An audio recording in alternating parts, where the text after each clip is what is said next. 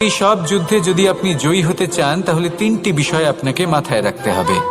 প্রথম হলো, সেই ব্যক্তি যিনি এই যুদ্ধে পরাজিত হয়েছেন তাকে নিজের থেকে দূরে করে দেবেন না, বরং আপনি তার কাছে যান, তার সাথে কথা বলুন, কথাবার্তা চালান, আলোচনা করুন, তার থেকে পরামর্শ নিন এবং বুঝতে চেষ্টা করুন উনি কি ভুল করেছিলেন এবং সেই ভুল নিজের জীবনে করবেন না।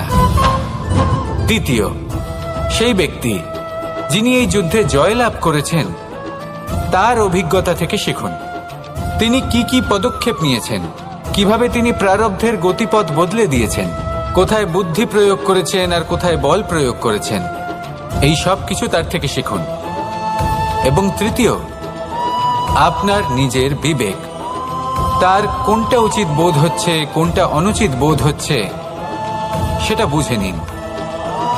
যদি এই